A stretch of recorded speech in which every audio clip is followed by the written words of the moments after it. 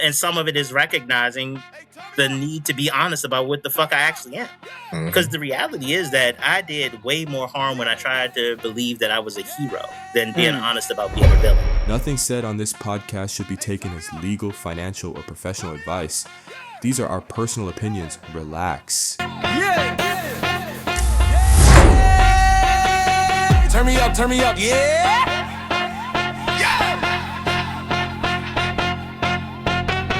Leise Winny in the building, keep it real dope. Royce on the mic, talk spicy, no choke.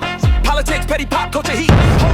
Hey, back for another week of the Sidebar Podcast with me, your host, Leise Winny, and the hostess with the motherfucking mostest, Mr. Royce. How you doing, Royce? Like, I feel like we on the precipice of World War III, but how you feeling? I'm feeling fantastic. 80-degree weather, just loving it. You rubbing it in my face. Yeah. You rubbing it in my face. I am, wow.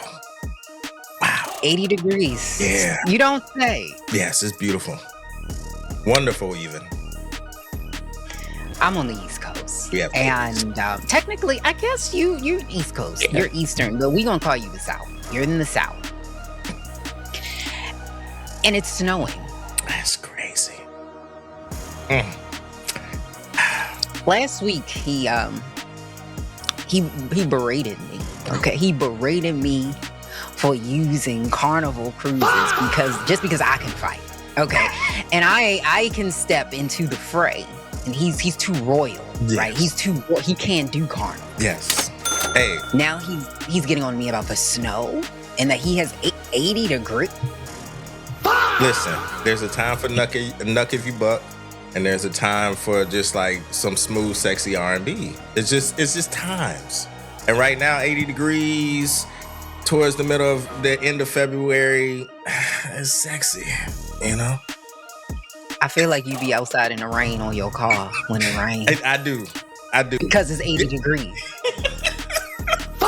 You know what, man? Today I have on my John Lewis shirt because I believe it's his birthday today. So shout out. And it's Black History Month. Shout out to John Lewis. By the time this comes out, it will not be his birthday. So today is the 22nd of February. Mm-hmm. Shout out to John Lewis and Good Trouble and all the things that he has done for us. Yes. So shout out to him.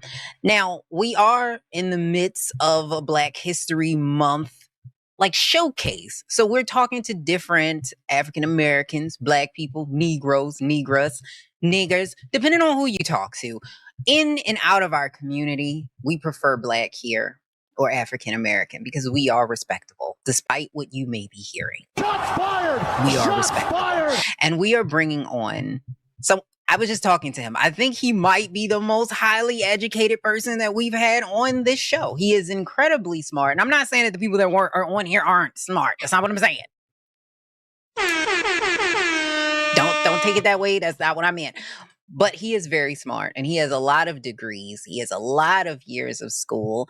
And I want to give you some of his accolades because not only is he a Maryland business consultant, he is also a lawyer. He is also technically we know each other in the corporate business world. I don't really talk about what I do on here, so we're not gonna get into that because I don't want y'all to know what the fuck you do. You're not gonna call on me. I'm sorry. No dox. If you're gonna dox me, you're gonna fucking work for it. You're gonna fucking find it. But he helps businesses streamline operations, grow revenue, strengthen their communities. He has helped tons of people with financial management, strategic planning, advocacy, and he has helped with legislative process right here in the great state of Maryland. I am proud to welcome Mr. William Honablew. Hey! The Sidebar. You're a lawyer, so it works. The Sidebar Podcast. It works. There you go. I appreciate it. How you guys doing? Great. Fantastic. We are great. Yeah, and we were awesome. talking about you, and I want to just talk to people a little bit about what you do, because you are a business consultant, and the importance of really Black people knowing how to, because me and Royce go back all the time about Black businesses. We love Black businesses. We support Black businesses. However, we've noticed a bit of a trend. There's a bit of, sometimes there's an upcharge on things that don't necessarily need to be upcharged because people don't necessarily know what their stuff is worth. And then Royce has had some experiences with customer service. Yes. Shall I say? Grass wall businesses. Yes. Yeah. What's the importance of Black people really knowing the importance of running a business? Well, it starts off with understanding why you got into business. So one of the things, and first, thank you all for having me on. Like, this is wonderful. I'm having a great time because the other people don't know the stuff we talked about before we came on for real. And I enjoyed that part. I love the part that people don't get to see. That makes me very happy in my special place. So thank you. What people tend not to understand is that businesses, you starting a business and you growing your business doesn't help alleviate the trauma that you already have. The way that we teach business, unless you are a white man with resources, is bullshit. Absolutely unabridgedly hard stop. When I first got into business, I thought there was something wrong with me. Well, let me take that back. When I first started learning about business. Okay. Because when I first got into business, again, separate story, but Amway and some stuff with my parents went to multi-level marketing. So I disdain and am impressed by multi-level marketing. So, and you can fight me on that. I'm willing to whoop some ass and take an L. So we can talk about that part. But what I realized is I started my first business when I was in the 11th grade. I got a job at this place called Sam's Club, which is not Sam's Club, it's called Price Club back then, which is the precursor to Sam's Club. And I was stocking shelves and I saw that they were selling candy for 50% of what I was paying for it in the store. And I was like, I thought somebody had, mistagged the shelves. So I went to my supervisor because I was a good guy back then. I was like, oh no, we have to protect the corporation because we work for them and they have bought our time. And so we need to help them. That is what our job is as good employees. God damn it. And so there's been some changes in my life. You'll see them evolve. As I realized there's more to business building than just grinding. That's why I was caught for a long time. It was like, I need to hustle. I need to put this out. I need to find out what the next thing I'm about to sell, next thing I'm about to sell, next thing I'm about to sell. But I wasn't building nothing. I was putting all my money either back in the business or back into my family and my pocket. I was living off the revenue for the business. And that's not something that as African Americans, as Black folks, that we can really do because there are so many structural impediments to us being successful, being able to build businesses that we have to take a different path.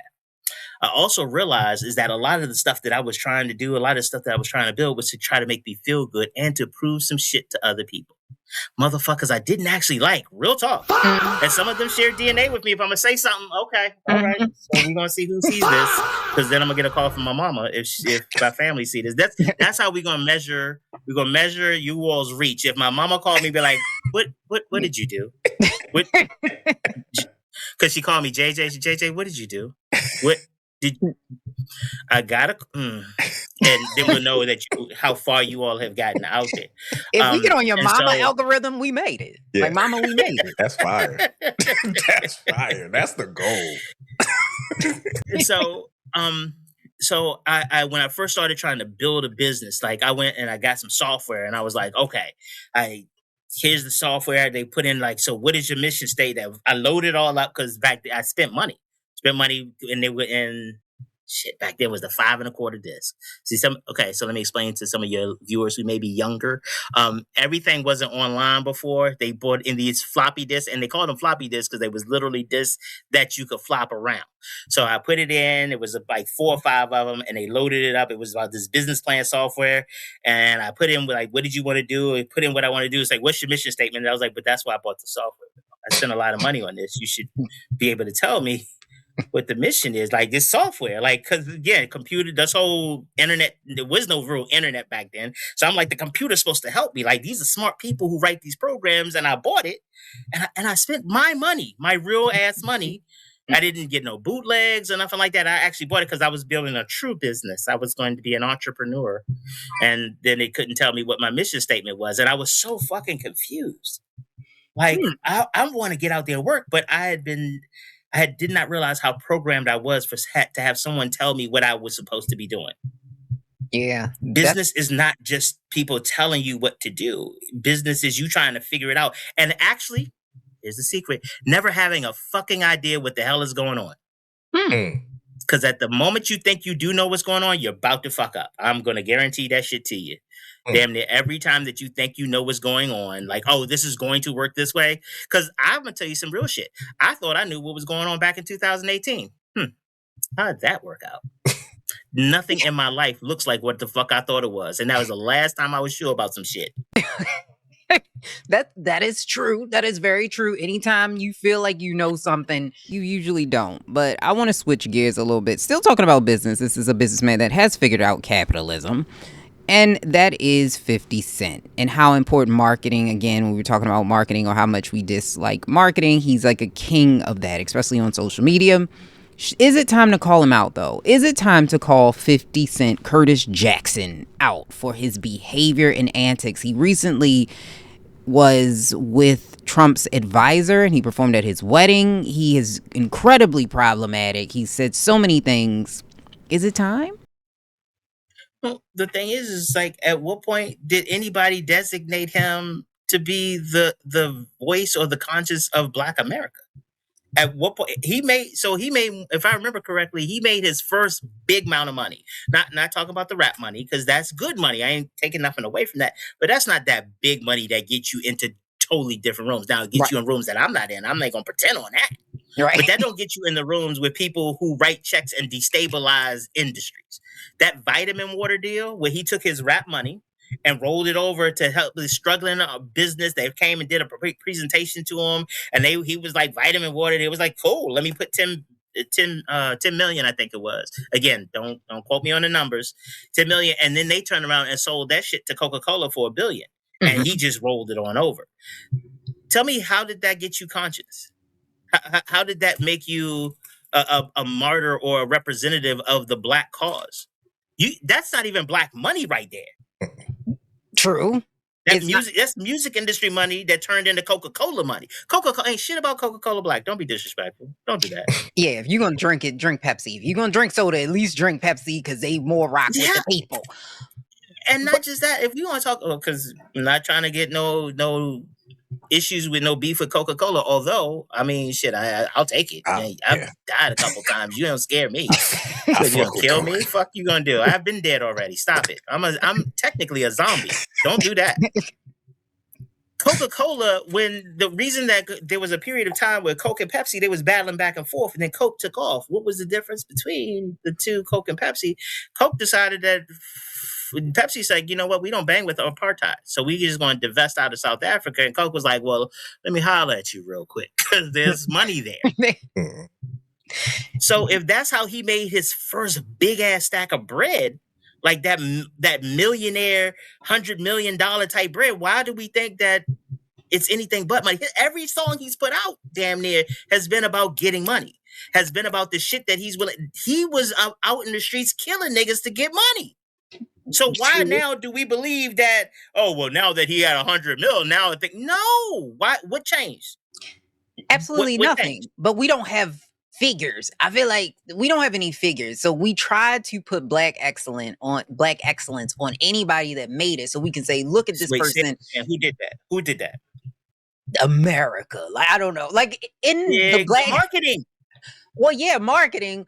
But I feel like that's a problem in the Black community across the board. Like, we try to do that with everybody, and I don't know how to stop it. I think it's within the culture. It's in our DNA. Yes. Like we try to be like white people. A lot of us try to be like white people. I forget who said this shit. I think I heard David Banner said it. He was like, he heard somebody, either it was Malcolm X or Martin Luther King, like when Black people close their eyes, they envision themselves as white people. So when that happens, when you have that sort of psychological mind fuck happening, as soon as somebody with any type of money ascends anywhere, we're just like, oh, he's the Messiah, he's Jesus, he's all. Just because you got a lot of fucking money don't mean shit. You just a nigga with a lot of fucking money. That's it. It don't mean you smart. It don't mean that you're a genius. It don't mean none of that shit. You just 50 Cent with a lot of money. That's it. Sure. And the thing is that he is still doing the stuff that he was doing before he got the 100 mil. Mm-hmm. He's out there trying to make money, making a name for himself, making sure that his brand is tight. Why do we think that turned anything? To your point, Mr. Royce, like we want somebody. We are desperate for somebody to lead us. We are desperate for somebody to grab us by that hook, like we bulls in the ring, grab us by the hook and just pull us where we need to go. We want someone to be our leader. And don't get it twisted. A lot of us ain't that different from MAGA. It's just the people that we turn to have darkest hue than Trump. But again, his hue is kind of dark, but that's bronzer. So I don't know if it count or not. I think that's also why a lot of brothers and sisters, the ones that do mess with him, they fuck with him because he's like, well, he orange. Like I've literally heard that comedians say that, but that's some real shit. That's some real shit. He's orange. We had white presidents, we had a black president, now we got an orange. I think Cat Williams said that shit. A couple people said that. But that's the thing. It to your point, Mr. Royce, like we are around here looking for leadership, and we have bought so into capitalism that money means you must be better than me. Yes. If we sell, I mean, hell, our dating lives, our employment lives. When you walk into a company, if there's a bunch of fancy cars with a bunch of fly people with $200 suits versus no fancy cars and $200 suits versus fancy cars and $2,000 suits, they must be better. Talking about the practice of law. You come from a law firm where they charge you $800. You know where these prices come from. They literally pulled them out of their ass. Wait, give me a second. Some of them do literally, but it mostly is figurative. But some of them do literally pull it out their ass, and that's how they come up with the $650, $500, $800 an hour. Like that's how they come up with it. But we assume that the higher the price, they must be good. They must be better because we have bought into the capitalist idea. And to your point, people are looking for people who have money, and they're going to follow them. 50 Cent has money. He has money, so people assume that when Kanye, I remember, give me a second because it still bothers me. I was with some civil rights organizations, and we were out, trying to motivate young people. And one of the questions they asked this young lady, she was an event at Towson State University in Baltimore, Maryland. And it was a bunch of African Americans, and they asked this young lady who's African American, it's like, who is, they were talking about, they don't have there's no real Martin Luther King, there's no real Malcolm X. And let's also don't get it twisted that they didn't like these people when they were alive. So don't do that, because the revisionist history blows me regularly. But they were like, who is, and this is before he went all crazy, like, who is the black leader right now? She said Kanye West. So what happened? The way they get taught about civil rights is about the fact that people stood up to people in power. That is they don't read the letter from the Birmingham jail. They don't hear anything outside of the sanitized version of the I Have a Dream speech. Not even the whole damn speech, by the way, because if you listen to the whole thing, it's like, ooh, this is very uncomfortable. I am not feeling right. Okay, because your character, he's already said that you have bounced the check, and that is not good character. So if we're going to judge you by the content of your character, use bullshit off the rip. So I don't think this is exactly how you all are portraying it in media. But all they hear is like saying shit to powerful people means that you are a leader and that you are about the cause of civil rights. And him getting on the air and saying George Bush doesn't care about black people, that elevated him. Again, to your point. Same thing 50 Cent's done. He said some shit. Oh, did. I'm sorry. He did. It did. And it's unfortunate that that's kind of how we got to the places we got. But it's very similar to another conversation I wanted to have about who can actually say the N-word. Because the reason why there's a lot of left white people now believing that they can say the N-word is because we've had other black people come out like Touré. I don't know if you are familiar with him. He is a journalist. He's been an entertainment journalist for a long time. He has his own, I guess you could say, some problematic past with him that have followed him as well. And if you're not familiar, N-word. Their argument, that word has been used as a weapon against our community. When you say we have suffered because of that word, you're including the black ICE agent in we. He is not in we. He is not black. He is not part of the community. People say that was the last word many of us heard before being lynched. That is 100% correct. But if you're a black ICE agent, you're part of a lynch mob chasing people of color. He's not a descendant of those who got lynched. He's a descendant of those who were doing the lynching. If you're a black man in ICE, you have abandoned the community. You are a traitor. Maybe he's more of a slave catcher than a house Negro, but either way, you have destroyed your connection to the community. He's not a brother. He's not black. He's not part of our community. Unalive you in a second. He wouldn't think, oh, that's a sister. I shouldn't. No, he would think, Massa Stephen Miller said, I can do anything I want. So you're defending Stephen from Django with a hammer who's part of a lynch mob chasing down people of color. Make that make sense. We understand all of this quite easily when it comes to Clarence Thomas and Candace Owens. We have excommunicated them. Their skin is black, but they're not part of the community. We would never stand up for their rights. We take no black pride from their success. They're permanently banned from the symbolic cookout. Being black in ICE is being Clarence Thomas. So it all started in Minnesota. So there was a black ICE agent in Minnesota, and one of the protesters out there called him a house nigga. And then there was a bunch of black people, activists and social media activists online saying that that's the only time you could say that he's in the right. It's nothing wrong with that. Torre came out and said he commends him for doing that. And he did this whole video. It got all these views. And then right after that, we had the subway girl who, from what I was told or heard or read, is that it started with her actually being nasty to somebody else on that subway. These black girls that were on the subway said something to her about it, and then they started getting on her for being really nasty to somebody on the subway.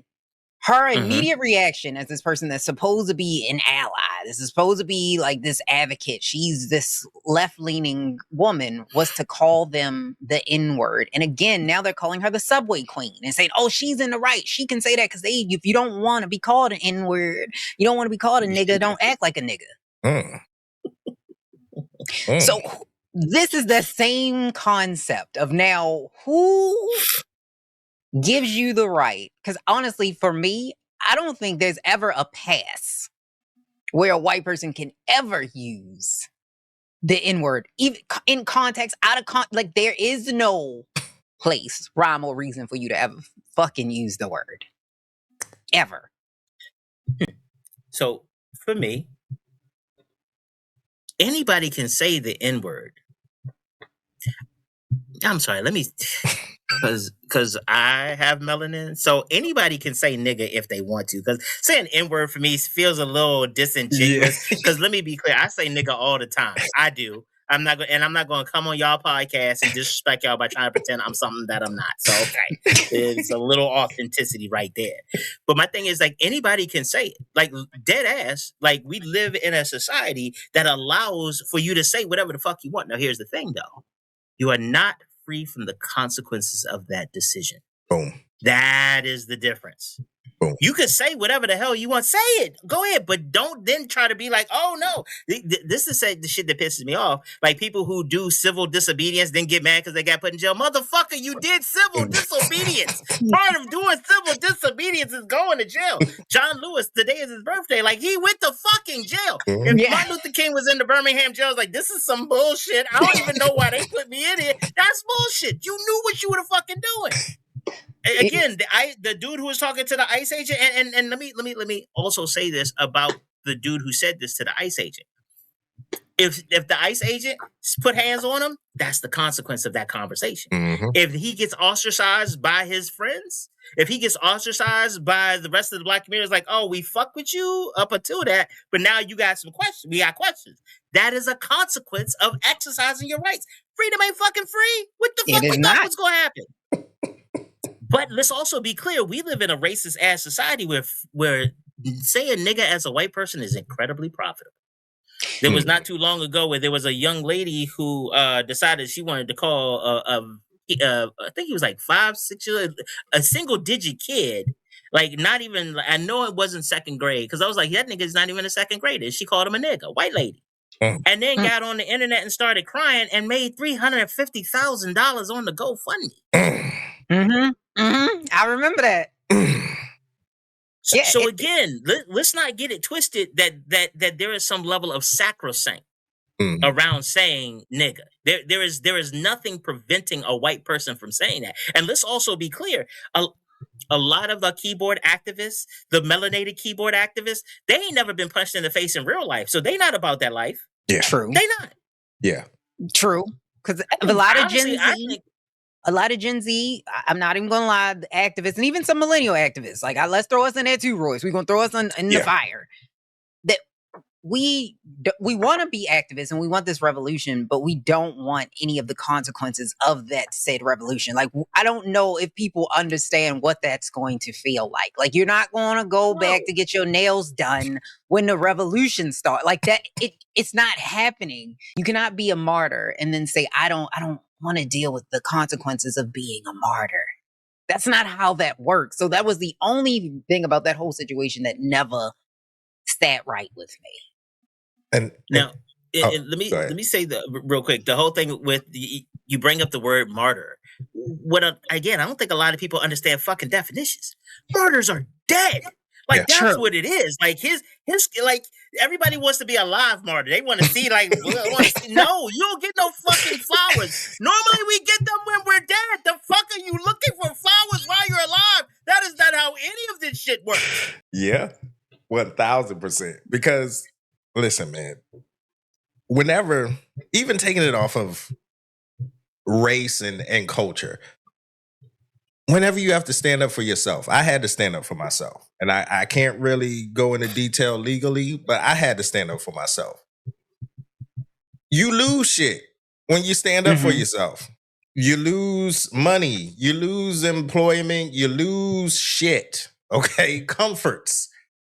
And a lot of people can't handle that. A lot of people want the accolades. A lot of people want you to be like, oh, good job, and jumping off the stairways and like, yeah, like that shit doesn't happen. Life is life. It's not a fucking movie.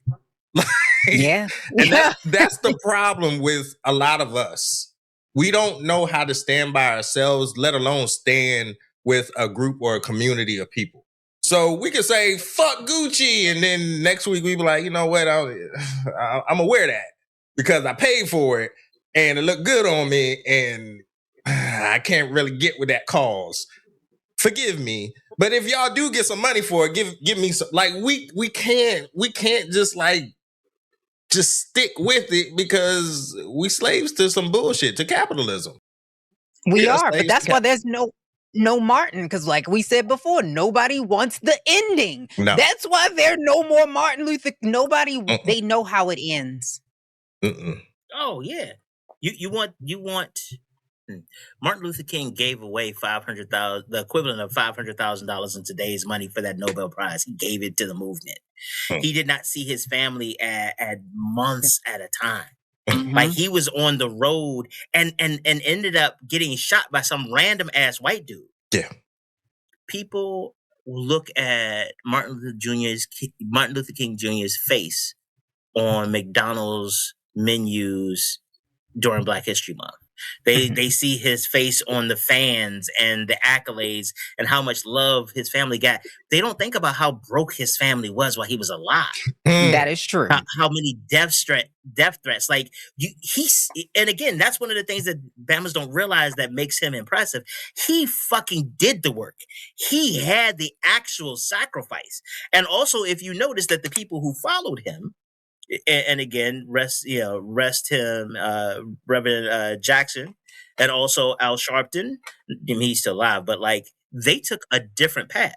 They decided to fight institutions and to work within the process instead of fighting the process and trying to tear it down. The other thing that I will say is that I've had this conversation with some of my colleagues who consider themselves activists and things like that. And, I had to give them my take on it. And some of them are coming around to it. But one of the things that I suggested is that everything that is happening now that we are decrying, that we are talking about how fucked up America is right now, how bad things are, this is the shit we used to pray for. This is the shit we planned for. We didn't know it was going to look like this. But what did we say? We said that the institutions that support white supremacy needed to be exposed and torn down. Mm-hmm. We didn't realize that meant we had to take some L's and tariffs along the way, that we didn't realize that the bronze dude was going to come in and fuck things up for us. We didn't realize that we would have to sit by and watch, like Kamala Harris. None of this shit would have happened if they had just voted for her. No. If like the amount that America hates women, first and foremost, is for fucking nominal. Yeah. For fucking nominal. Never in my heart of hearts growing up did I think that America would be more comfortable with a black man before they would be a white woman. That shit blew me. Yeah. And then on top of that, you had a black woman, and let's be clear, don't nobody in capitalism like black women. Mm-mm. Nobody with any money, power, or institutional because everybody needed to get degrees until black women became the most educated. And nobody really care about degrees. Let's talk more about experiencing and what do you call those careers? What do you call those? The technical skills. Let's talk about HVAC now. Let's get people back into those trades and stuff like that. Why? Because you move the bar and black women kept catching it, and so now they're like, no, let's move it again. The destruction, the degradation of the American infrastructure is what we used to pray for. We didn't think it would look like this. We didn't think it would hurt this bad. We didn't think that like all our families would have to move back into all the houses that the one family member kept. Now everybody's like, hey, you got some space, because we could all just, I go put on some on the rent. I put someone to rent. I got the light bill. Okay, together. We ain't think that this was what it would look like for us, but we always said this is what was necessary. Because the reality is that the international money that used to keep white supremacy and white nationalism in place, a lot of that shit is gone right now. Mm-hmm. China's picking a lot of that up. But it also means that when we get ready to rebuild, we got to rebuild differently.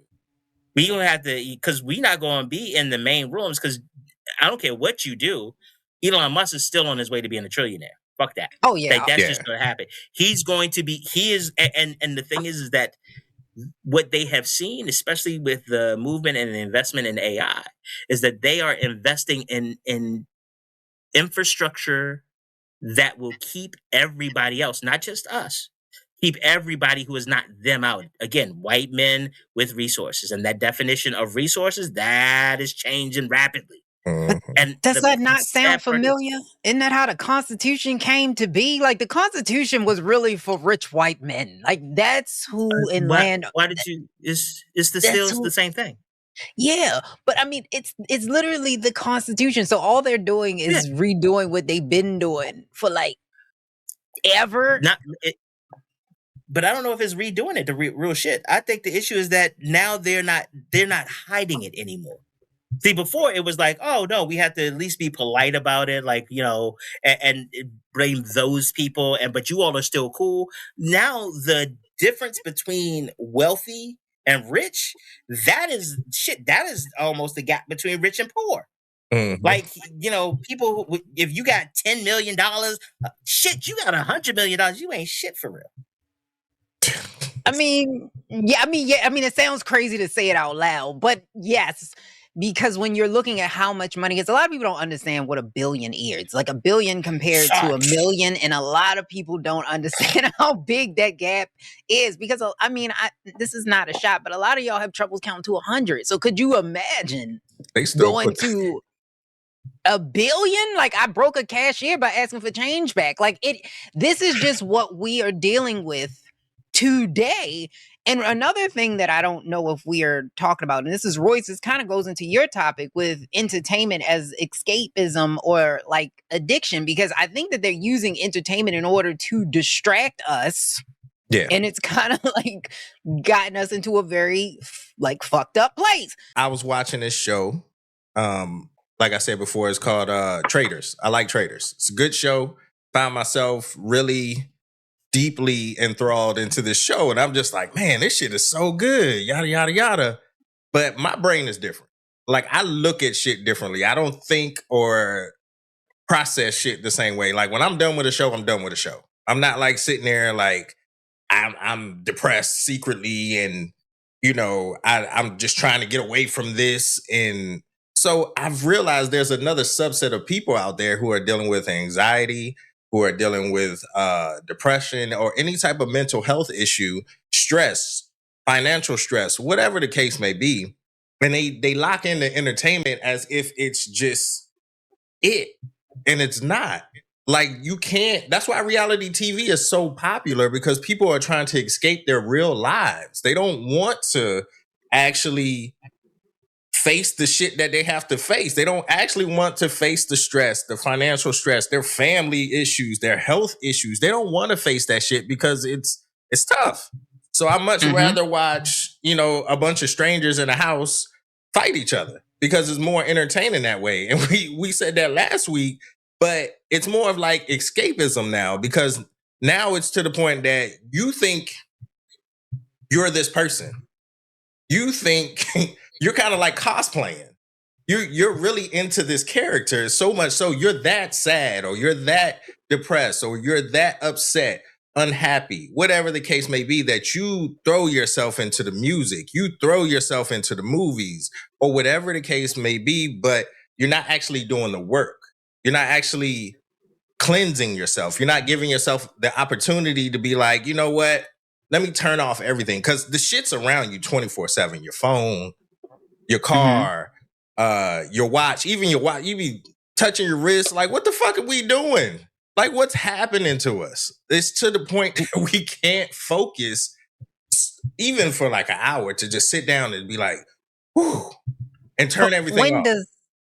When does, I guess, detachment, like you're trying to detach from your life, you need a distraction, become an addiction? Like, I mean, I know when it becomes an addiction, but you know what I mean? Because like a lot of people are addicted to their phone. A lot of people are addicted to social media, but they don't know that they are. Like, they think, oh, I'm just on here because I just want to be entertained. Life is boring. It's boring, without them realizing that you can't go a day without that phone. Like, it's not even detachment anymore. You are addicted to that phone. You are addicted, and it's to the point that they've added autoplay to the shit. So you open your eyeballs is phone. money. Your attention is the currency. If it's free, you are the currency. Yes, it's auto. You. Any app you want to, as soon as you open it, it's playing something, because they want you to be addicted. They want you to. They know that you're depressed. They know that you're sad. They know whatever the case may be, because they sending the shit to the doctors. They're sending the shit to. Listen, man, I see therapists. I seen a new therapist. They could pull up your health records just like that on computers. I remember back in the day, that shit took a minute.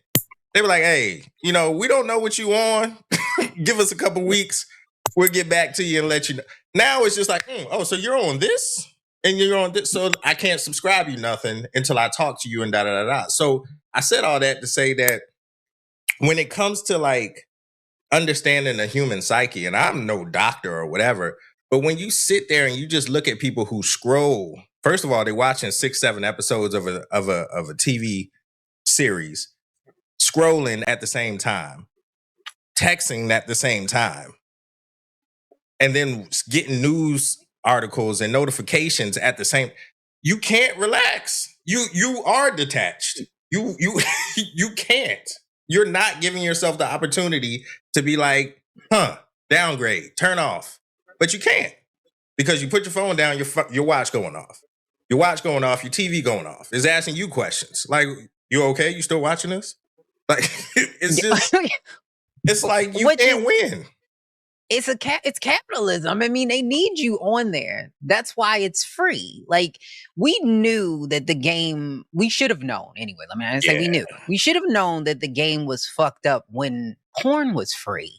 When they gave you the porn and every man went, oh my God, free candy. This is amazing. I can watch people fuck trees all day. Wait. When they gave you. Wait. Hold on. Wait. Don't demean arborists. Don't do that. Don't demean arborists. If that's how you get your rocks off, like, go ahead and get it. We're not and as long as you got as long as you got the bushes consent, you can go ahead. Let nature call. No. We're not just gonna go and slanderize our arborists, okay? Not her. No, not in my presence. Damn it. The gentle trees. The gentle trees. I stand for the Some of them trees. got Okay, deep roots. Don't get it twisted. I stand for the trees. Like Dave Chappelle said, they don't be fucking, the people that fuck the animals don't fuck people. They don't just go back to, so if you fucking trees, you're not going back to fuck people, okay? It's Right. But that's how we knew the game was fucked up. Like, you should have known right then when they couldn't when they no longer it was free, like when it came from pay-per-view, Yeah. that you were the product. They need your eyeballs on this. They don't give a fuck what you doing. Let me throw something into the game for you though. One of the things that happens, and capitalists do this on a regular basis, they don't necessarily innovate in a lot of these spaces. What they do is that they fuck heavy with people who care genuinely. The person who built a lot of these things that we're talking about now, the people who initially built them, they were believers. Mm-hmm. They were the people who were like, "Oh no, it's a problem to be solved." Their insecurities, their mental focus, and in many cases, their mental health challenges got them fixated on these questions. Got them through, and somebody with money was like, "Oh, hey, how you doing?" Again, we're going to talk about some real shit. It's the same thing that happens in a lot of the clubs that when I was a man of a younger age, I would see a lot of brothers going into the clubs and looking for people with daddy issues. Oh, yeah. They still do. They still do. But I don't see. The thing is, I don't go. I'm a man of a certain age, and I can't even look at people's t-shirts right now because then somebody will call HR on me. Like, what he was made me very uncomfortable. Right. He said he was reading my shirt, but I don't think he was. He look at it. He's gray. That he's not. He's not good. It's not good. I'm sorry. Although I did see a shirt one time. Swear to God, I saw a shirt that said "titties across." Fuck my whole world up. It was like, that's true. That is true. I was in an airport and she had a shirt that said "titty." Impressive rack, by the way. It was impressive, but it really bothered me because I didn't know what I was supposed to be doing because I felt. But like she had it written there, so it was like you want it, but at the same time, I'm trying not to get it. I was again. This is one of the times where I was out with civil rights people, and I was like, "Dang, this is not allyship. This is not allyship." That's crazy. I cannot look at. And no, she wasn't. Oh no, she wasn't with the civil rights group, but we was in the airport, and she walked by, and it was like. And then who you gonna ask? Did her shirt say titties? Oh my God, what is wrong with you? Like, thank you, Pastor. Relax, brother.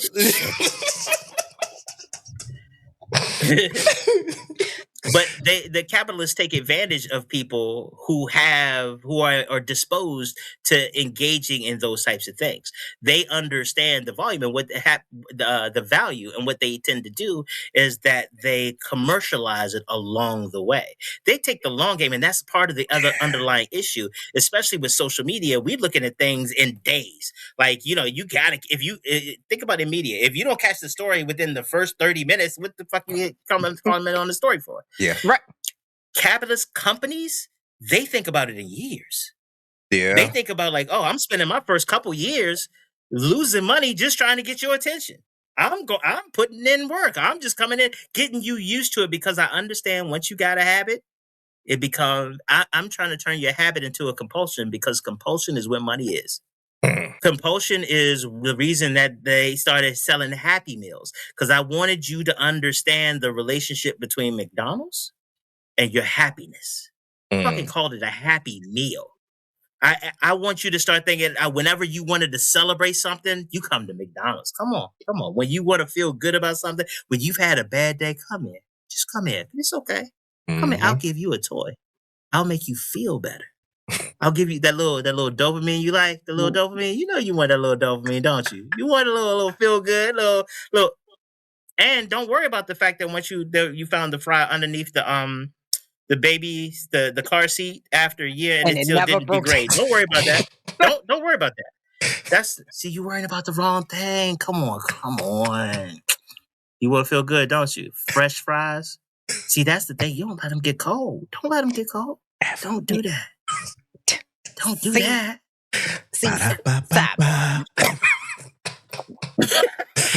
I'm loving it. And think about that. You put love in the fucking jingle? Yes. Like, that's supposed to be the high fucking watermark of life. That love is the ultimate, like, in every context. Yes. When we talk about love, that is the person you spend your life with. That is you giving yourself to God. That is all of these things with love, except now it's at McDonald's Look, on the dollar menu. Marketing is kin to the devil, because if you going to work, you don't have any autonomy. You can go to Burger King. You can have it your way. Like, you can't have it any other way, but you can come here and have it your way. She said, what he has said to you? Don't worry about it. You can come have it your way. You can have whatever Think about if you somebody like. hits you. If somebody hits you with some of the jingles in a relationship, like, Winnie, you know what? You can have it your way. Baby, ba-da-ba-ba-ba. I'm loving it, girl. I'm loving it, girl. Killing them. My dumb ass. Hey, Leise, we got the meats. What up? Yo. Girl, we got the meat. Come on. What you want? I think their marketing teams, they would sleep a little bit. Like, I mean, it's logical. I mean, we do have the meat, but don't all of y'all have meat? But shit. But that is the genius of certain types of marketing, because it's not about actually if you market well. And this is one of the things, because I do a lot of business consulting and things like that, and I'm really quick to explain to people one of the biggest myths of business, especially from an entrepreneurship perspective, is that your business will ever make money. Your business will never fucking make money. That will never happen. And Coca-Cola, we talked about them earlier. Coca-Cola don't make money. The only place that fucking makes money is the government. Those are the only places that makes money. Everything else is about you taking money from somebody else's pocket and putting it into yours. That's it. That is it. Think about it. Nobody, no matter how big the business, they don't make money. They take money from someplace and put it into their own coffers. And again, the illusion of that has been moved so wonderfully that now you don't even got to make money. You can have negative profit for a bunch of years in the tech industry and you still get money from somebody else. But what does that mean if you recognize that you don't actually make money? That means that your entire business model to be successful is about taking somebody's attention and getting them to believe that it is in their best interest to take money out of their pocket and put it into yours. This is why you use words like love. This is why you tell people they can have it their way. That's why you can say, we have the meats when everybody else got fucking meats. Chicken is the meat. Let me fuck you up real quick. It hit me. Eggs are meat too. That fucks with me. I don't like that. I don't like the fact that eggs are actually meat. That bothers me a little bit because, I know, but like, it's like eating sperm. I mean, it's akin. Like, if you've never done that, it's akin. Okay. So again, I just need y'all to tell me, because we did porn, we did trees, and now we're talking about sperm. This shit's about to take a left, and I'm with it. I'm with it. Don't get it twisted. I'm with it. But I just need to make sure that we all in the same place, because I'm not trying to be on this motherfucking limb. A reproduction by my episode. Goddamn self. I'm not trying to be out here by my goddamn self, because I have opinions about sexual activities, and apparently normally I get in trouble for those. So I've been told by my people, says, hey. I don't want you to get in trouble. That's not the goal. I'm not trying to get you in trouble. I'm comfortable. I'm already in trouble. My people gonna see this like. I don't want you to be in trouble. Why didn't you have somebody in the room with you? Because normally somebody would be here looking at me like, and I'd be like, "Oh, sorry." But they let me by myself. So what the fuck is going to happen? It's 7:00. This is what happens when your people get sick and they can't come and take care of you. So fucking, I'm on my own. Our own words. These are my words. It's chaos. These are my words. You it was chaos. And speaking of which, I wanted to, let's get in relationships and let's get all the way in the bag. Let's just jump in there. So, are you familiar with Cam Newton? I need everybody to be familiar with Cam Newton, aka he's a football player. He is. Yes. Former. Okay. All right. Yep. Formerly, technically, he's not playing right now. And he wears very eccentric clothing. He's known for his outfits. Yosemite hat. With it. We call him Sir Inclecta Newton because he made that word. So just like he made Platonic. Okay. So. He's the one that said Platonic. Gotcha. I'm with this now. Yeah, yes. Go ahead. So I want to ask a very straightforward question because believe it or not, I'm kind of on the cusp with this question. Can you really have a platonic relationship, and does it actually work? Because I actually spoke with someone, because Cam Newton doesn't believe that you can, because he says he knows himself. If it's an attractive woman, he knows that he's probably going to take a step. It's going to take a turn. He's going to overstep a boundary, and it's going to go left. I know a couple people that have had friends that are of opposite gender, and most of them ended up at some point, either one of them liked each other and somebody just didn't, or they ended up in a relationship, and sometimes they stay friends, most of the time they don't. But I know very few, and I want Royce, I want you to answer this, because I know that a lot of your best friends just so happen to be women. Mhm. So can you Mine too. truly, okay, with the both of you, because they actually say that men have more female, like, platonic relationships than women do. Yeah. Can you actually have a platonic relationship that does not go sexual? Yeah. I mean, just because you fine, that don't mean I want to fuck. Like, that's stupid. Like, I don't want to do that. Just because I know a bunch of bad women. I know a bunch. And I don't want to fuck all of them. Like, I'm just cool on it. Like, it's just like, what's the point? Like, another notch? Like, what are we doing?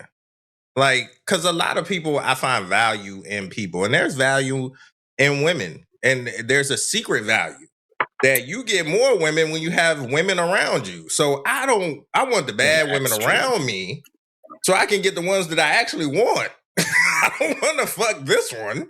I just want you to, throw that out there. Like, oh, he cool. He hanging out with this one and that one. There ain't no fighting. There ain't no, yeah, hey, girl, let me talk to you. You like meat? He has the meat. Yeah, he got that meat. He has the meat. I love it. That's so funny. But yeah, William, you said you have the best. I'm sorry. Go ahead, Royce. No. But that's it. Yeah, I mean, I don't want to fuck everybody. It's just certain ones. But let me ask you this. Let me bring this back to you. Is it because both of you don't share the attraction, or that both of you do share the attraction, you just don't want to take? Because most relationships start off as friends. Like, you go out, your friends first, and then it kind of like goes there. Like, how do you see what I'm saying? Like, it can get like very muddy in the water. I call it a buffer. A lot of the women friends that I've met them at work. So there's a buffer. So I'm not going to cross that line.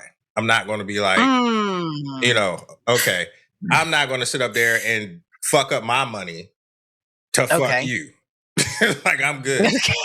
Like, you are fine. You are gorgeous. So here's the buffer. So now you can't do shit. Like, I already know what I'm about to do. I don't want to fuck you, period. You just fine. You eye candy. Now, if you try to fuck me, now I got the buffer. I can let it down easy. Like, hey, we work together. Got you. We don't need all that. Now, I don't go out to the grocery store and be like, oh, you can't have friends. Like, I'm not that guy. I'm not him. I don't do that shit. Like, I'm not doing that. Smile. You need to smile more. Like, no. Get the fuck out of here. I'm not doing that shit. So I don't. We appreciate it. You're welcome. But I don't holler at women like that. Like, usually is a value I see. It's something that I need. It's something that I'm missing. There's a business venture, i.e.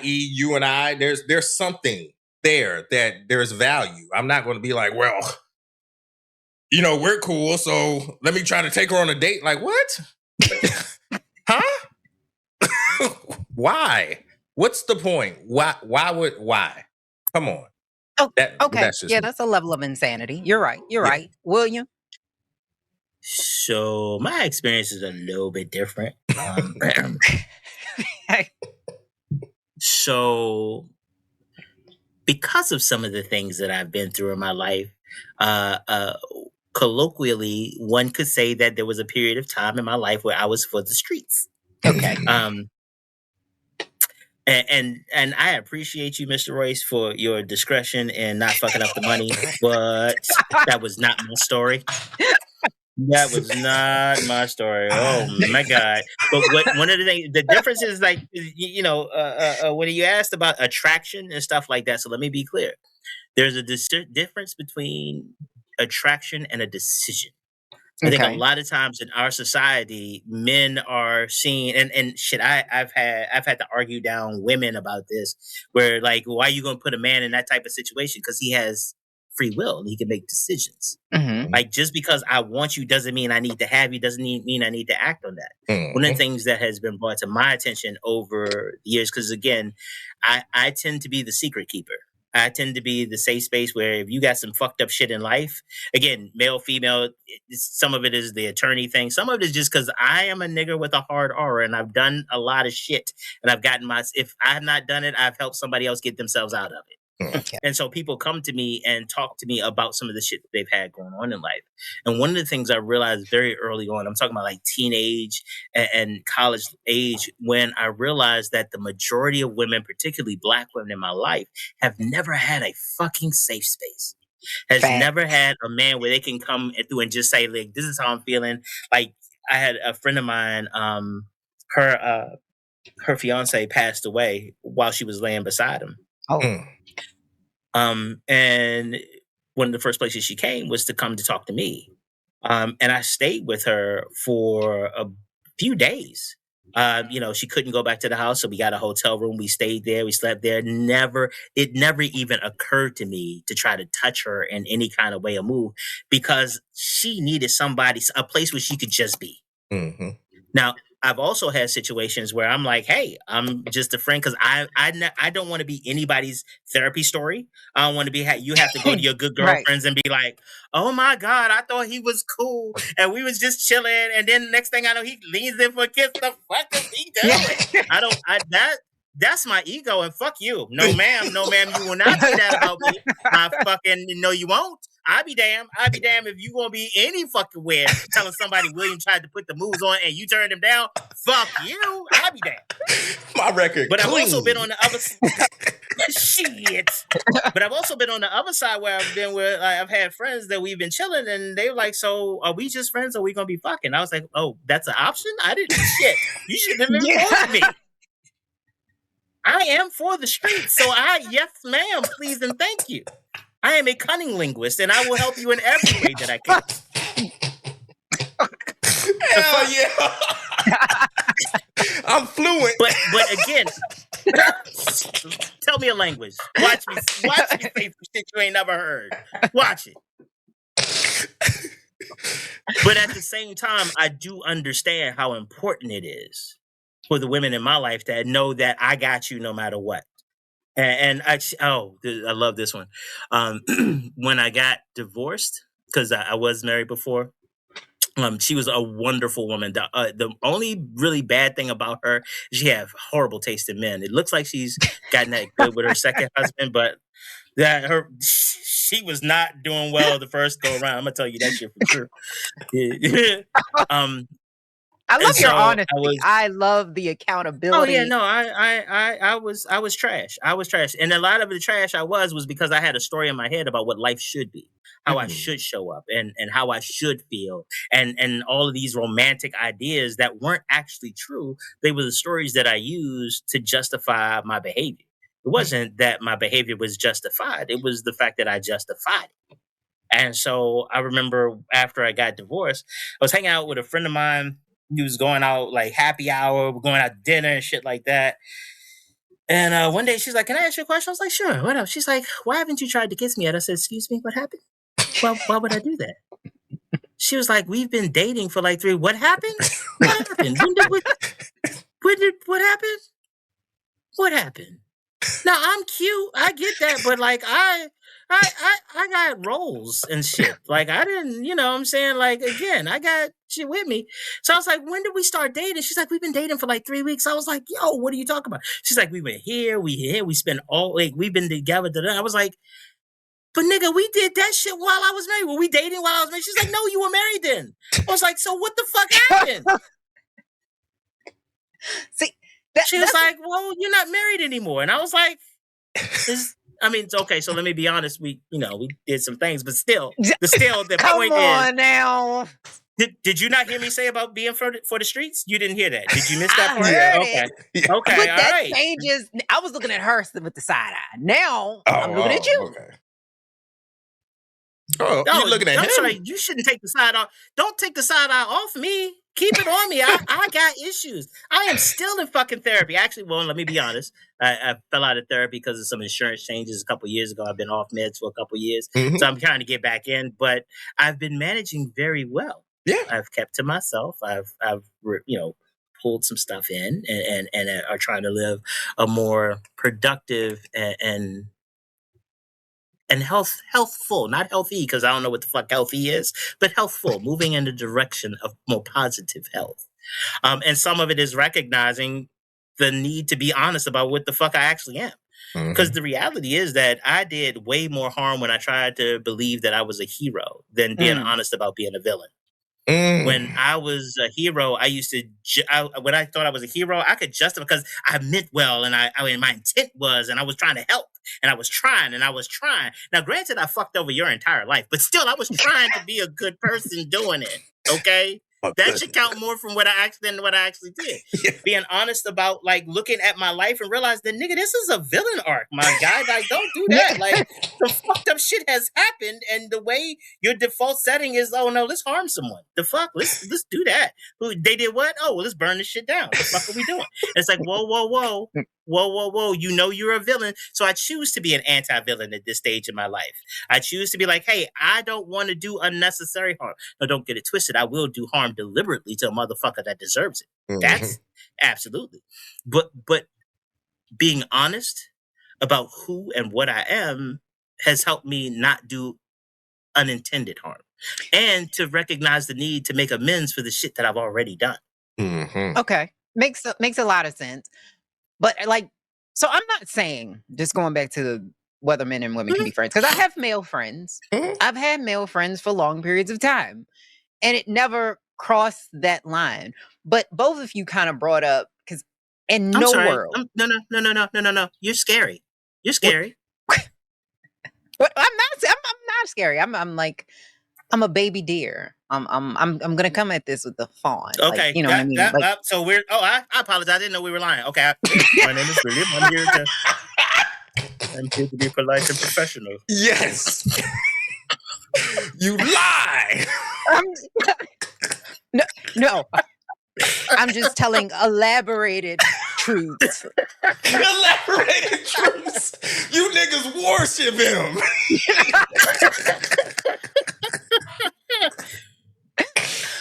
But what I'm saying is that it blurs the line.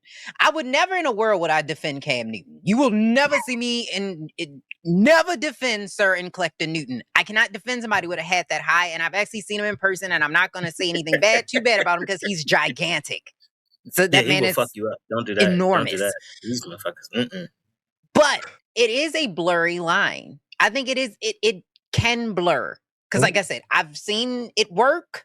And then on the flip side, like with William, I've seen people say, "Oh, we was dating." What do you mean? Like, I'm just saying, like, it's a very thin line between a friendship and a relationship, especially when it's a male female. But then again, I guess, okay, I take it back. Oh, all of it. I take it back. It's a choice. Because it could also work the same way with same-sex friends as well. So I take it back. Never mind. Let's just move on. So there we go. I solved that in my own head in real time.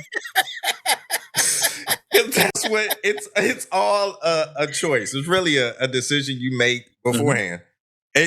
Somebody, one of the two parties has to make a choice. One of them, and it's not always the dude, because we gotta fuck a woman. It is not always us. A lot of times they come to us, hey, here's some pussy. Would you like it? Not a lot. A lot is a lot. I think sometimes. No. Don't do that. Don't do that. Sometimes. Shit has changed. I don't know. Okay, so because I very seldom talk about from any other point than experience. and that's the thing that be fucking with me, because I'm cute, but like I got roles. Like I don't understand how sometimes I'll be like, you know, it's me, right? Like I'm homeboy. Like, I don't understand but I'm with it. Don't get it twisted. I'm with it. I'm gonna try to fold you and see what kind of origami shit we can get into. But that's the thing. And the other part too is that a lot of it, to your point, to your maybe dated point, a lot of this has had to do with some of the changes and evolution and what is seen as appropriate behavior or not. Mhm. Like between Cardi B, Meg Thee Stallion, and everybody else talking about sexual liberation and freedom, like there's a bunch of women now who are like, I'm trying to get a nut off. Shit, I had a friend of mine tell, and I was so happy this wasn't me. And for the record, it was not. Just because the rest of the story, I need to put that context in it. Yes. Okay. Oh, okay. Put the context in it. She told this dude, we were talking, and she was like, "You have to tell this dude his dick was trash." I was like, "Wait, what happened? Why would you say that to him? Why would you tell him his dick was trash?" That's very hurtful. I mean, don't say trash, but how do you teach Oh someone? no! See, y'all met me. My friends talk like me a lot. So she's telling him his dick was trash, and I was like, "Why would you say that? That's hurtful." She was like, "If a bitch had told him his dick was trash before I got him, it might have been better." But that's was what like, I'm trying to say. Like, maybe not trash. You say it in a different way, but you definitely say, but again, the problem is that your information may be slightly dated. Because the reality is that some people can't hear shit unless it destabilizes their entire way of thinking. Yeah, you got to head. Like, I'll speak for myself. I didn't realize how locked in I was to the theories of capitalism and all of this type of stuff till my life fell all the way apart back in 2013. Like, you have those things that you hope never happen in your life. I had 5 of them. All fucking 5 of them happened in 2013. Damn. And I used to refer to that time as the wasteland because nothing good could have come from it until I had, again, some therapy and some time. I realized that it wasn't a wasteland. It was my road to Damascus. It was the movement from Saul to Paul, where you had to be struck down from your place on high and had to rely on the help from those that you had persecuted before, that you had taken advantage of, so that you can understand you could gain a level of humility that was necessary for your own growth. If it was not for that destruction, I would have still been the villain, believing myself to be a hero. Mm-hmm. And so, one last thing. Women today think they're hurting men's feelings by being us, thinking like a man. And it's the funniest shit. I'm letting y'all know right now. Women, listen to me. Thank you. You got to go. Oh, no. No. I will go to my lift now. I will Uber my way home. No, the walk of shame. No. I'm finna go to Waffle House and play. Yeah. I'm lit. I don't believe it. I do not believe. Like, it's too many men crying online, talking about how things are different for me to believe that men are not clutching their pearls. Did you not own their own I'm sorry, sexuality? you believe the internet? I'm sorry, I feel that you were saying that you sit here believe the internet. You saw some shit on internet and is quoting it as a reference point. Did you just do your own research? I did because my the nigga own on the internet said, the nigga on the internet said, my heart is breaking. He said that for the bitch that's coming to his house this afternoon, letting him know he hurt and she need to make him feel better. No, they're not even hurting. They're angry. They're angry at women. I do not, 1,000% do not believe it. And I think a lot of men are more delusional than they are willing to admit. Because I think, so when we look at facts. Oh no, factually. Yeah, facts. No, I'm agreeing with you. Men are delusional. Men are delusional. And like, even when we talk about like the friendships, male-female friendships, the percentage of men that overestimate how much their friend find them sexually attractive, when I think it's like in Psychology Today, they did like a study, was staggering. Like, this is what I mean. Like, I feel like, and again, this is my opinion, and you know what they say about opinions and assumptions. It will definitely make an ass out of you. However, in my worldview of what I've experienced with men, I think a lot of men overestimate their own value and feelings in that said situation. So when a woman tells you to leave, you're okay up until a certain point. The same thing when a woman makes more money. Like a lot of men, well, I can't wait for that until it happens. And then it's like, I feel worthless. I feel like I can't. Oh, yeah. You know, so I'm like, how do them two things, 1 + 1 is equal to Heinz 57 catch up? Okay. I see where you're going. Okay. So let me say this. There's a lot of variables. We being serious right now. I'm not joking, right? We being serious. We being serious. Okay. We being serious. Well, you know, we always joking, but we being serious. There's a lot of variables that go into that. It's one thing. It shifts your mind frame, your mind state when you grow up a certain way, when you make certain decisions, when you've traveled versus not traveled, when you've been to school and not been to school, when it's just so many different variables. When you make certain amount of money versus a lower amount of money, that changes and shapes your mind state. So when you get a man that comes to the point that says, hey, I don't mind if you make more money than me, and then when she actually makes more money than you, something hollow inside starts ringing, that speaks to those variables. Like with me, I'm good with that. I don't give a fuck. I want you to make that much money, but I'm not going to stop working. I'm not going to stop doing what I want to do just because you're doing what you want to do. It doesn't define me. It's just work. It's not me. It's just money. I don't give a fuck. I'm still the man. Like, I don't give a fuck if you sliding the card over and paying for this shit. I'm still the man. We here because I said we here. Like, the fuck? You paying for it? Cool. I can pay for it too. That's why it don't really, in theory, it shouldn't fuck with a man. But in reality, it does, because there's certain things that men don't want to admit to themselves. It's certain ways. Could it be?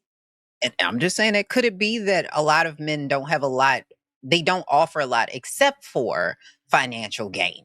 So if that is all you offer and you take that away, nah, I think then it's women, like, why am I here?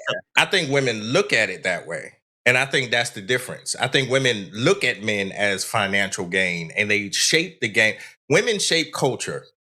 And as much as they don't want to admit it, this is why we have women or men achieving 6 figures, or trying to make 6 figures, or trying to have a certain job status or a financial status, because women want that.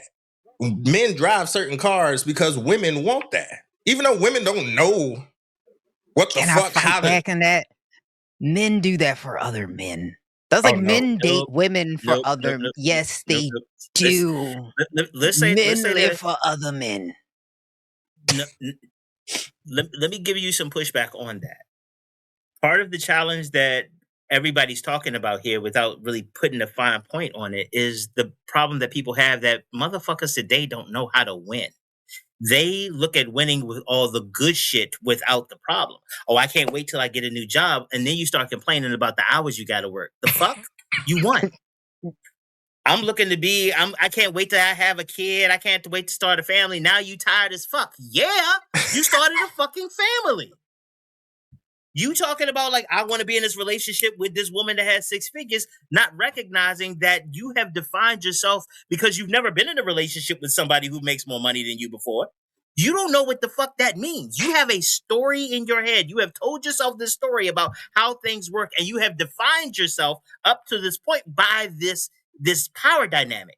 And now you've moved into the place where that's and you, instead of acknowledging that you don't know what the fuck is going on and you free falling and you just got to make that shit up as you go along, you're still trying to cling on to these definitions that have gone by the wayside. And now you are disconcerted because like, oh shit, what do I bring? You've never had to ask that question before because you've written checks. You've been like, here's my card. That's what you've been doing. And now you got to come up with a new definition. And to your point about the way that men deal with other men, is that other men provide the context, real shit, but they don't provide the definition. So if you are dialed into your woman Go ahead, call me a simp. Call me what is that? Because as a man of a certain age, they used to say, "Tell me I'm whooped," and then you just, "Well, I ain't whooped," and then you have to go ahead and try to prove it. But to who? To the fuck you not fucking these niggas. And guess what? These motherfuckers is unhappy too. The fuck is you doing? You won, but didn't understand what the fuck a win was. You didn't understand how you won, so now you're still trying to please everybody because you've never been here before. And instead of dialing into where you are right now, you still trying to figure out, how do I bring all this other shit from when I wasn't winning, by the way? When I wasn't. How do I bring that shit into the win? The fuck? I made it to the NFL. You don't hang out with your college buddies no more. Because they not fucking here. Yeah. They still out hanging out trying to fuck bitches in sororities. Nigga! Stepping through the club. You flying to Jacksonville tomorrow. The fuck is you doing? Facts. And that's where we get it. It's like, we don't know how to fucking win. Yeah. We look at you all want a new job. I look at the new title. I look at the way everybody looks at me, but I don't look at the fact that I got to sit in meetings with dumber motherfuckers than I've ever been around before, who make way more money than you. Like, you make more money than me, and you dumber than the motherfucker I supervise. But somehow, yes, sir, that's a great idea.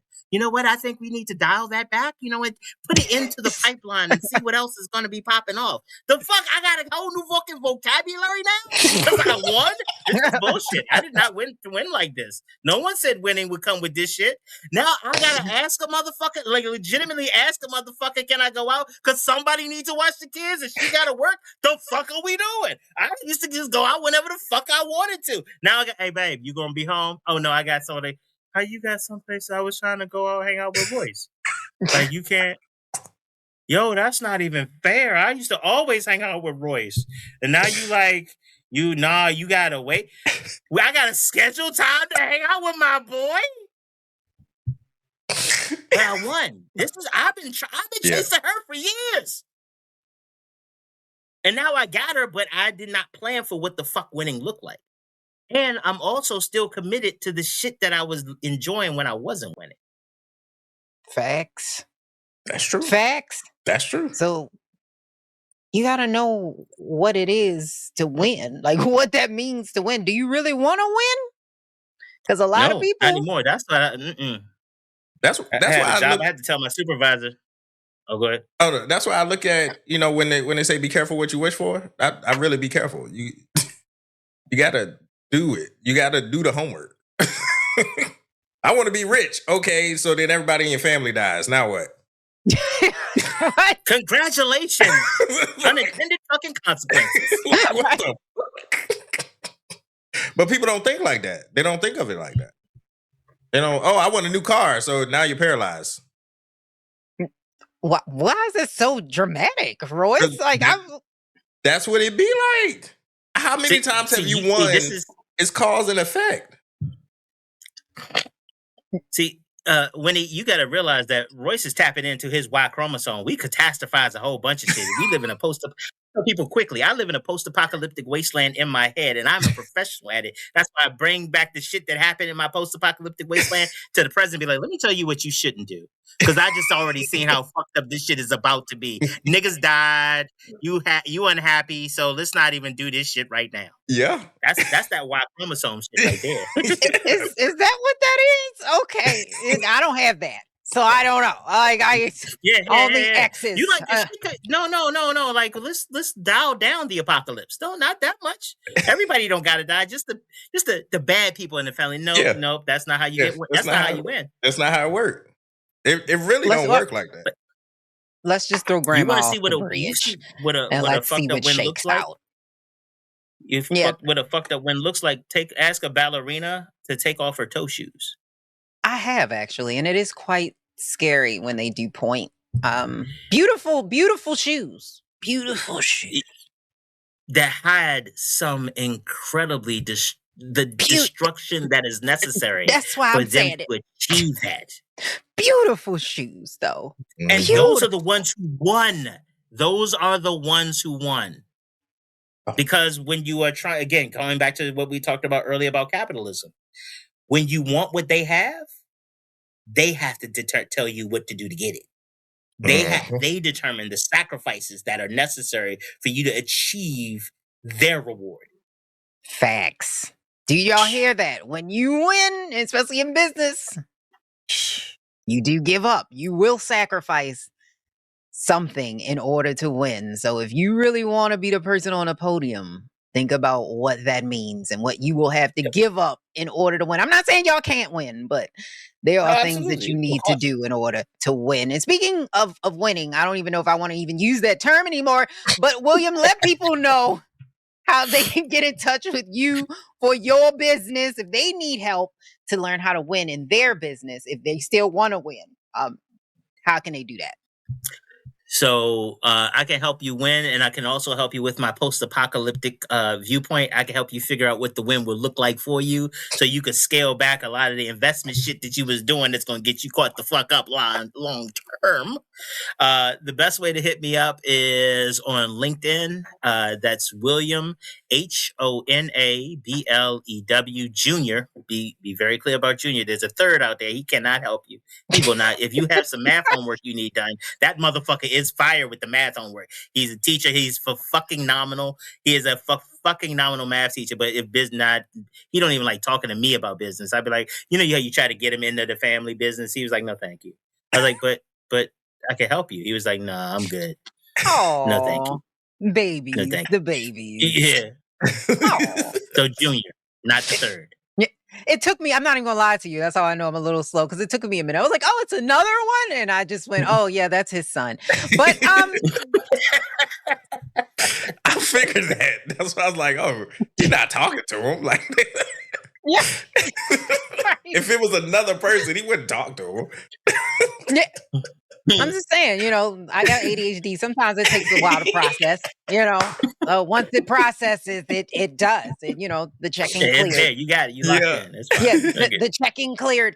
But I appreciate you coming on to the Sidebar Podcast. We did not get to some of the topics that we wanted to talk about because there was a couple of things that we definitely wanted to get to today. But we will have to have you back at another point so that we can finish the conversation because, like I said, William is super informative. He knows a lot. He is the plug. If you listen, I'm just being honest. If you really need help and you really about that life, he is the plug. And despite him being out of his anti-villain arc, he's not a villain. He's an amazing guy. Well, he probably won't debate me on that, but he will help you. No, that will help you. Like, no matter villain or hero, I'll help you. Yeah, no matter what. Yeah, that's fine. Thank you. I knew to bring it back. I knew to bring it back around. Like I've learned. I've been here a time or two. But this has been another episode of the Sidebar Podcast. We got canceled because we used the N-word a lot in this episode. But which we try every week, and we have that conversation every week about getting canceled. But this has been another episode of the Sidebar Podcast with Leise Winny and Mr. Royce. So we'll be back again for another episode